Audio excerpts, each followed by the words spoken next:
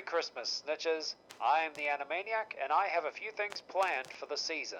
Since two of the videos are pretty big, I'm starting with something light, and will put me in a good mood considering one of the other shows I'm looking at this month. Today we're heading back to the House of Mouse to see the staff celebrating Christmas in Mickey's Magical Christmas, snowed in at the House of Mouse. The show's first straight-to-video movie from 2001, partway into their second season. So Mickey and his friends and the club patrons are snowed in, so they decide to hold a Christmas party at the house. When Donald is unhappy about the holiday, his friends use the party to cheer him up. Before I get into this, I noticed a lot of you have been very naughty and watched my videos without subscribing. If you want to be the first to know when a new video will be up, be sure to ring that bell after you subscribe. My next goal is 500 subscribers, and only you can help me get there. And if you'd like to see them early, subscribe to me on Rumble. Link is in the description and pinned comment below.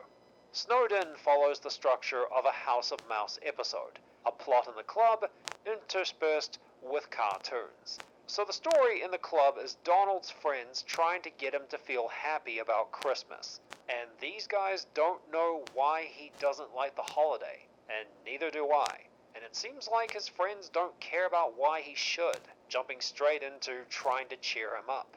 It feels like what would happen later in Legend of the Three Caballeros, where Zandra, Jose, and Panchito would often be inconsiderate towards how Donald feels, and he was often crapped on because he's Donald.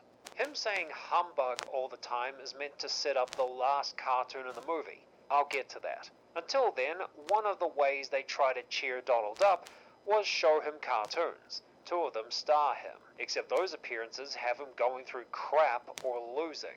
This part of the movie is meant to make Mickey and co look good with this gesture, and Donald is just being grumpy. Because they're showing cartoons where Donald is the butt of the joke, they come off as tone deaf, and Donald's attitude is affecting everyone else's good time. These are the same folks that walked right past him on their way into the club. And his mood is improved when Mickey gives him a magic star he wished on for Donald to put on a tree and make the club very pretty this Christmas.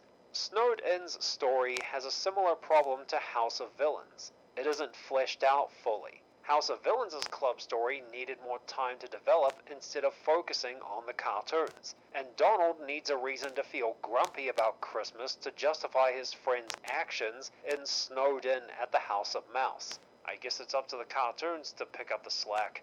Donald on Ice from 1999 sees Donald Duck's nephews Huey, Dewey, and Louie enter a snowman contest. As they finish, Donald accidentally destroys it while struggling with his ice skates.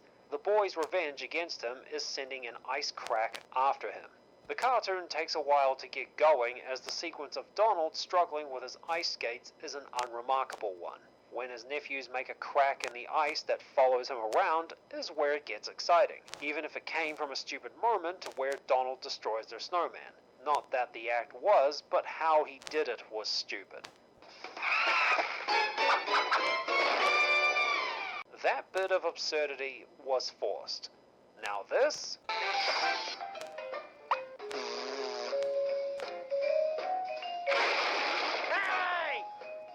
is a funny bit of absurdity. The Crack's pursuit of Donald continues onto dry land and makes the duck make a bunch of things. A row of barrels into a picket fence, a log into a canoe, and even the Crack splits a tree in half. A cartoon with a predictable story and some fun routines. Pluto's Christmas Tree from 1959 sees Mickey and his good boy go out to get a Christmas tree, but they end up taking in something else as well. The only thing of note in this cartoon is Pluto hunting Chip and Dale when he discovers them in the tree Mickey brings in. The chipmunks annoy Pluto, which makes him chase after them. He continues to deal with them when they come inside Mickey's house. Their shenanigans make Pluto trash the place in the process of hunting them down. Mickey, not having seen Chip and Dale yet, chews out the pup before doing so, and because he never saw what the chipmunks did, he tells Pluto to be kind to them in the spirit of Christmas. This is frustrating, and I feel bad for Pluto in this. Apart from that, This cartoon is kinda boring. In between Pluto's Christmas tree and the Nutcracker, there was footage from Mickey's Christmas Crisis of Mickey decorating his house to the point he adorned it with a massive star. What they don't show you is why he's doing it. To outdo Mortimer in a neighborhood decorating contest, and the star knocks out the power to all of Toontown. The movie reuses a ton of animated sequences from the show. What would you like for Christmas? That's easy. We'll do for a tea. What would you like for Christmas? That's easy. We'll do for a tea. The lamp. Get me the lamp. The lamp. Get me the lamp. No strings to hold me down. No strings to hold me down. Bugs, grubs, worms, and beetles. And air freshener. Bugs, grubs, worms, and beetles. And air freshener. I take it there wasn't enough money in the budget to avoid doing that.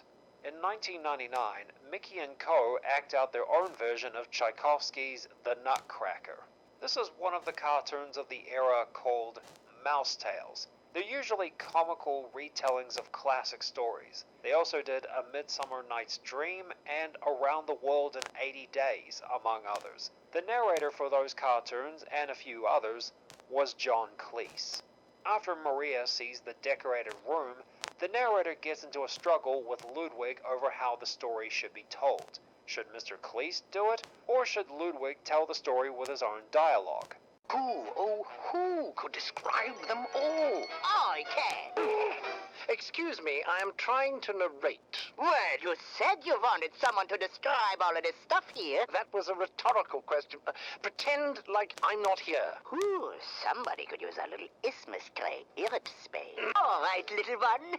Now, this took me all... It has taken him all a year to build a beautiful nutcracker doll. Oh, you're no narrator. You're just a great big surprise spoiler. Ignore me and just give her the doll. Fine, all right. Until Mr. Cleese gets fed up with this kooky waterfowl and kicks him out of the story.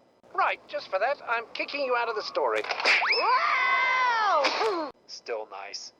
After a mildly sweet moment between Maria and the Nutcracker, Donald as the Mouse King comes in, and when he wants to quit the story, the narrator brings him back by saying the Mouse King wins, a lie that he believes. As the short continues, the narrator struggles to distinguish their character names from the names of Mickey and his friends. The narrator's mess-ups are mildly amusing, and the situation at the end involving Ludwig bewilders him so much he leaves the booth. Backing up in the short, Goofy trying to free Minnie, who's Maria in the short, from being tied around a piece of ice, where his tools always break and the floor falls underneath him. Love it. And all this is happening while Mickey, Nutcracker, and Donald the Mouse King are fighting. The short version is, this is a decently funny take on the Nutcracker. And to finish off the movie is Mickey's Christmas Carol, their 1983 adaptation of the Charles Dickens classic with Scrooge McDuck playing Ebenezer. Along with him, other Disney characters take on the other roles in the story. Mickey is Bob Cratchit, Jacob Marley is a Goofy, the ghosts of Christmas past, present, and future are Jiminy Cricket, the giant from Mickey and the Beanstalk, and Pete. Donald is Scrooge's nephew, Fred, Daisy is Isabel, Mr. Toad from The Wind in the Willows is Fezziwig, and his friends are charity collectors. Apart from this version, I've seen Muppets Christmas Carol and Robert Zemeckis' A Christmas Carol. I own the original Charles Dickens book, but I haven't cracked it open yet. This video is giving me the idea to look at animated adaptations of classic stories. Mickey's Christmas Carol was okay. Its hard-hitting emotional moments like Isabel leaving Scrooge and Tiny Tim's death are short, but both hit well. The brevity of the moments is attributed to the length of the cartoon, along with what I noticed to be stuff missing that I saw in other versions like Scrooge's family mocking him or a peek into his upbringing. A reminder for me to read the book. Seeing fire come out of Scrooge's grave was surprising. This Christmas story didn't have enough reason to be, coupled with tons of recycled animation, and the only reason it's ranked this high are the cartoons. If you guys enjoyed the video, gift it a like and a comment of your own shorts about the movie and this period of Mickey and Co. in general.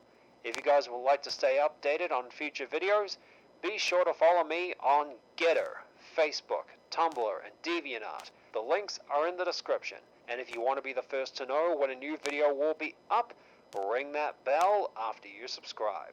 Thanks for watching, and I'll see you guys next time.